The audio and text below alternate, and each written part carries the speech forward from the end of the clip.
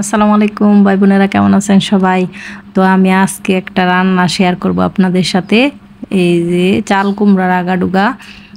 তো চলেন রান্না করতে করতে আপনাদের সাথে গল্প করি। আগাডুগা কেটে দুইটা আলু কেটে নিয়েছি। তো এগুলো ধুয়ে পরিষ্কার করে নেব।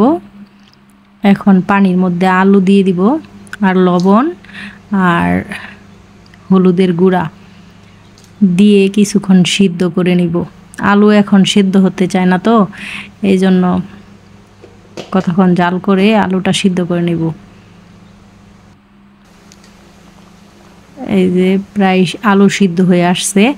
এখন আসলে এই তরকারিটা একদম মশলা কম, শুধু হলুদ লবণ দিয়ে রান্না করা হইতেছে।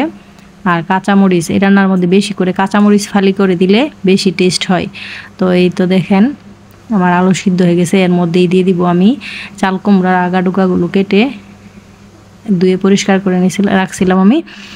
তো এই তো দিয়ে উল্টে পাল্টে নেড়ে চেড়ে নেব কিছুক্ষণ।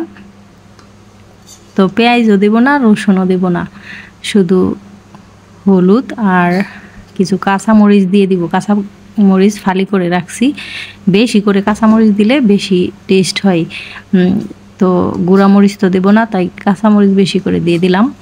তো এখন ডেকে কিছুক্ষণ রান্না করে নিব। দেখেন কত সুন্দর কালার আসছে। তো এইভাবে কেউ খাইছেন কিনা?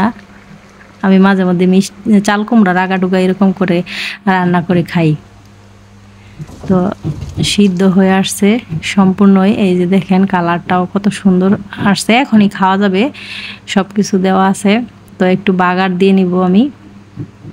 তো আপনারা চাইলে রসুন কুচি দিয়েও বাগার দিতে পারেন।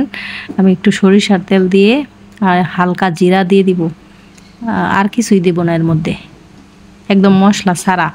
তো আপনারা চাইলে রসুন দিয়েও খাইতে পারেন। আমি রসুন দিয়েও খাইছি। জিরার পরিবর্তে রসুন দিয়ে বাগার দিয়া এই তরকারি অনেক টেস্ট হয়। আমি আজকে জিরা দিয়ে খাইলাম।